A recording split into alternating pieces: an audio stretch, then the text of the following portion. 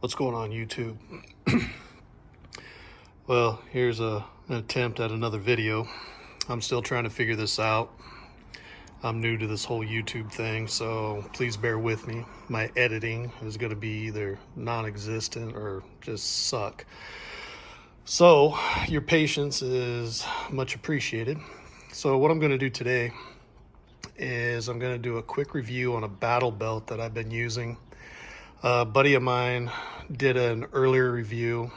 It's at Eisener's Tactical. He's a gun tuber, a buddy of mine from work. So he did a real quick review. It was kind of on the fly, got a lot of views. So he liked it, went ahead and tried to do kind of a clone of the belt that I'm using, and worked out pretty good. So anyway, like I said, please bear with me. I'm trying to get this whole thing figured out. So I'm gonna try to get a little tripod and all the cool little stuff to make this whole videography thing a little better. So I won't be too long-winded, be a quick video. Just go over a quick little belt setup. So I would like to add that everybody is doing belts and everyone has their preferences. It's what works for you. Don't get hung up on getting the most expensive stuff out there. I definitely don't have a lot of expensive stuff on my belt. I have stuff that works. I'll go over each item. You can decide whether or not that's going to work for you, or I'll try to go over some other options and other brands you might be interested in. But this is kind of like where I do most of my work on guns. I do a lot of modifications for buddies of mine, do some Glock frame modifications. I've built several ARs. I did a couple of AR-15 pistol builds for my buddy at Eisener's Tactical. I did some frame modification. I think I did like 5 or 6 frame mods. I'll be going over that on a later video. I'll show you a couple of my guns, stuff I've done to them, give you some options. Maybe that's something you would want to do. It's not too hard to do. I figure if I could do it, anybody could do it. This little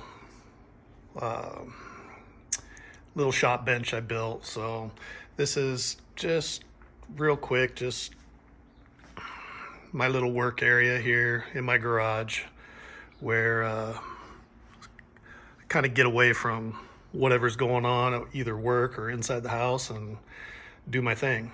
So anyway, so I guess I'll go left to right. I got a set of mechanics gloves. Again, they're not I think they were called pigs, or they got deltas and alphas. These were a little more budget friendly. I like them. I've used the hell out of them. Got a leather palm, but pretty thin. They say that they're the Mechanics original. I have it hooked to a small little carabiner so they don't go flying away. The magazine holders are from G-Code. These are the regular length. They do have shorties if you don't want so much of your magazine being down inside your magazine holder. So I got 2 on the front. I have 2 G-Code AR-15 magazine holders. And what's cool about these, let's see if I can flip this around here real quick. They're held on by these metal and plastic retainer clips. And what's cool about these is they fit down inside the MOLLE webbing, and these little plastic pieces here, they clip on, keeping your belt really secure. It's a pain in the ass getting them off. So, I mean, if it's a pain in the ass trying to get them off, the chances of them falling off are going to be pretty slim to none. I also, little tip I learned from ex-Navy SEAL guy on YouTube. I think it's Frogman Tactical. He he zip ties most of his stuff on his belt, like on my IFAK. This IFAK is so damn big as opposed to the belt that if you don't attach it in some kind of way, and like I said, I use zip ties, this thing flops around like crazy. And all you got to do is you're relying on these little snaps. And these little snaps, there's only 2 of them. The chances of those coming unsnapped and running around out on the range or whatever you're using your belt for, coming undone, and then you either lose your meds or, you know, it's completely hanging off and causing a problem. Pretty good chance of that. But anyway, I recommend go ahead and try to find a way to weave zip ties in between the MOLLE webbing and your gear and help kind of secure what's going on with your belt. Let's flip this thing back around. So back to the next item. I got a dump pouch, and dump pouches are wonderful. I love them. So I think that this is from, it's from Spanker Tactical. It's not a high-end brand, but it works. It works really well. It's got some other MOLLE webbing in case you want to attach something on there. A little D-ring, hang whatever you want to hang on there. And gives you enough room to throw extra mags in so you're not dumping them on the ground. Having people, if you're shooting around a bunch of people, collecting your magazine like Easter eggs, and now you got to try to recover those. You can put water bottles, your cell phone, snacks, you can put anything you want in there. So it's just a really nice option to have on your belt to keep whatever the hell you want to keep in there. Got an IFAK. Again, it's not some high-end IFAK. It doesn't break away. It doesn't have the Velcro tear away option, but it's from One Tigris. It's again not a super high-end brand, but it got really good reviews. The material, I've used it before.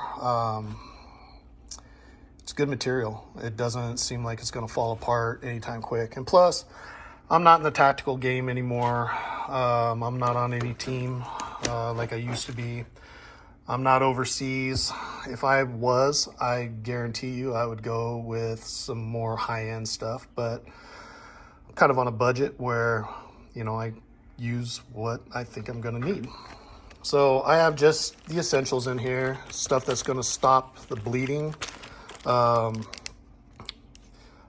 got, of course, I have some tourniquets. Got several of those in here. Some latex gloves, in case you're one of those that don't want to get blood on you, which I really don't care. Scissors. Scissors are a must. I got chest seals. I got several of those. I think I got like 4 of those. Some regular Band-Aids, steri strips, close little tiny wounds. If you have training, I got some stuff to actually stitch up wounds. I'm trained in that, so I feel very comfortable. If I have to actually close something up, I can go ahead and do that. Some quick clot. I actually need to get some more of this stuff. Emergency blanket in case somebody's going into shock. You know, some people, after they receive a pretty bad wound, you know, they're going to have a bad day. So you might want to consider that. Sharpie markers in case you get a chance to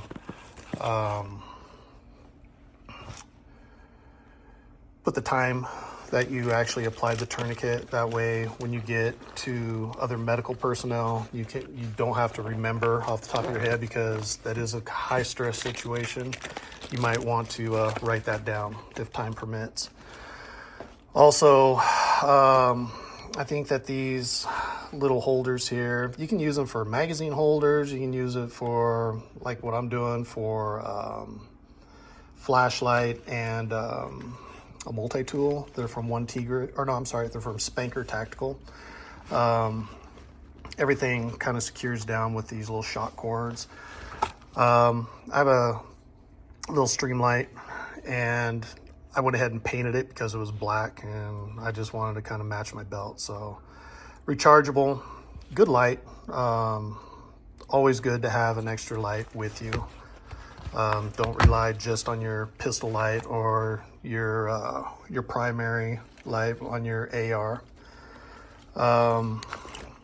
Got a Wave Tactical, Leatherman Wave. I've used the hell out of this. It's probably not the best Leatherman out there, but I like it. A lot of people like the Surge.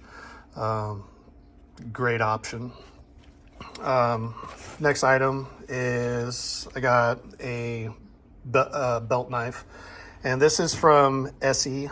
ESEE. Great knife. I got several of them. I use one for an EDC. I got this one for my belt.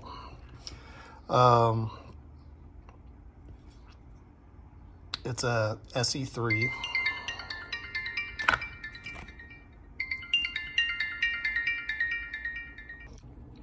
Sorry about that.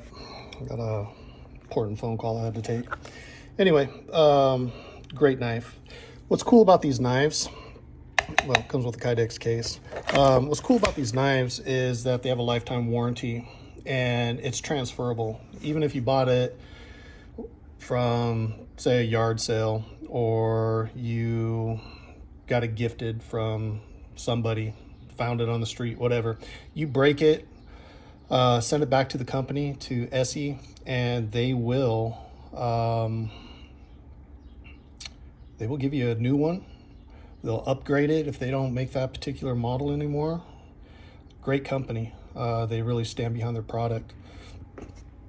Next thing is my Safariland. I think it's a 6354 DO. It has a mid-rise attachment on it. It also has the ALS system on it, and it's only a level 2. It has retention that's already built into the holster, and then it has this little release that actually releases your weapon from your holster. See if I can go ahead and do this where it shows you how to release the ALS system. There's a couple of clips here on the bottom, and you just squeeze those together. I'm trying to do this one-handed, so please bear with me.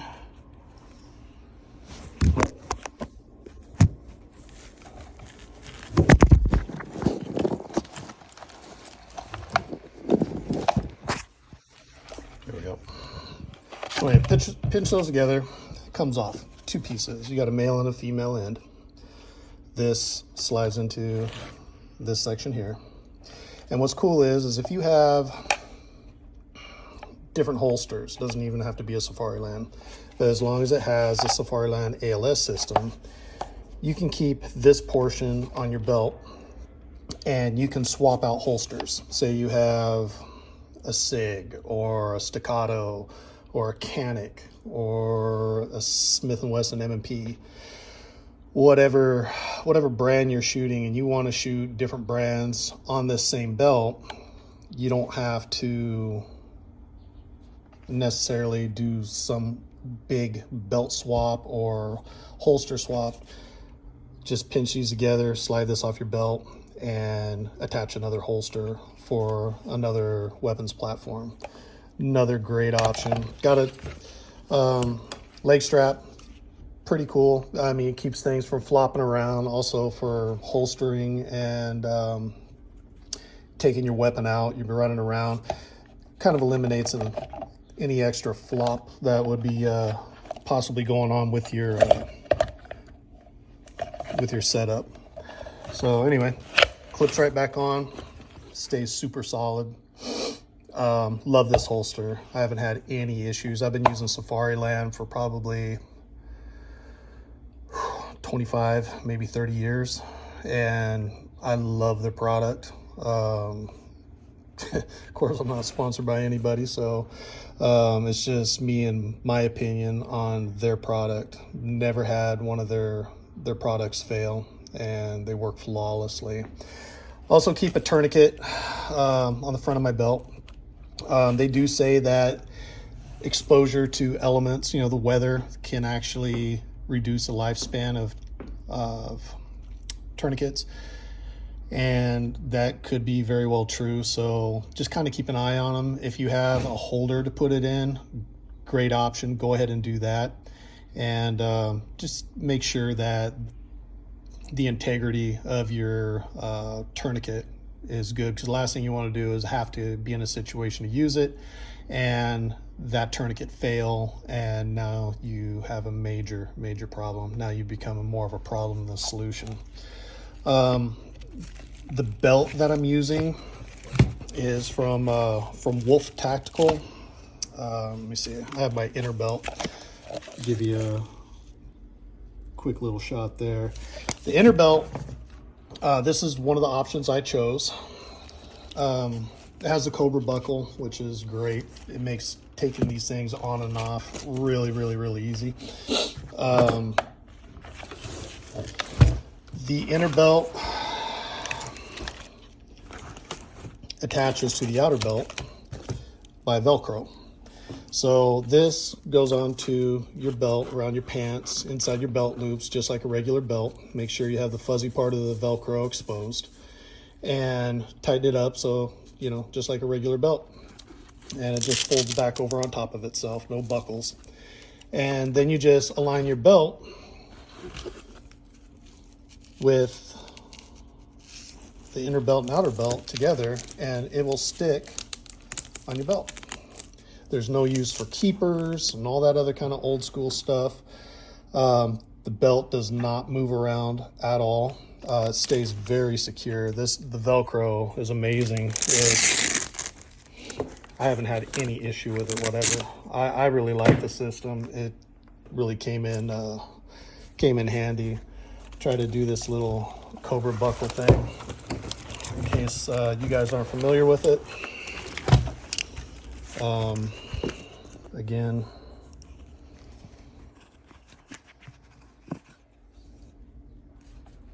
this is probably the worst video anybody has ever saw on YouTube, but hey, I'm trying to get there. Far from being a pro at it. And it just locks into place. Release it, pull down on it, comes right apart. Again, real quick, pretty unorganized video. I think that the total price of my belt, if I'm not mistaken, with all the, I think the holster was the most expensive thing. I think I got it on sale for about 160 bucks. Next most expensive thing were the G-Code magazine holders. They didn't break the bank, but they are upper middle end of the price range. The Wolf Tactical belt, I forgot what I got. Everything I've got on sale. I just sit and bide my time and try to figure out what it is I want, find it on sale, purchase it, just put it together a piece at a time. Seems to work out a little bit better that way. I don't think I've forgotten anything about the belt. I'll try to do another quick little video, show you the difference between the different weapons systems that will actually apply to this holster. Real quick, I can use my Glock 17 or my Glock 19 with this holster without any modifications. The only thing I did have to do, my Glock 17 will fit in here with the light, and it's very secure. It doesn't flop around, no wiggling around. My Glock 19, on the other hand, it did sit down inside the holster a little too far, where there was a little bit of play, maybe about 3/8 of an inch. So what I did is I had a really thick washer that ended up fitting down inside from the inside. It actually was the same exact size as this. So I just took a screwdriver, smashed it down inside, It filled in a little bit of room so that when I did put my Glock 19 in, it was a perfect fit. There was no slop, there was no wobbling around. And if I wanted to use my Glock 17, I'd just go ahead and pop that washer out and you're back up and running. So it was just a quick hack.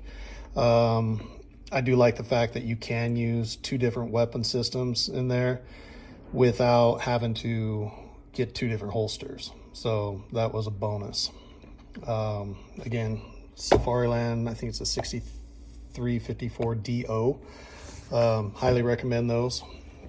I'll get some more videos coming up soon. I'll do a couple of reviews of an AR pistol I built, a 16-inch AR, a couple of my Glocks that I did some work on, and I'll get back with you. If you like the video, please like, comment, subscribe, and hopefully I'll get this thing put up once it gets edited together.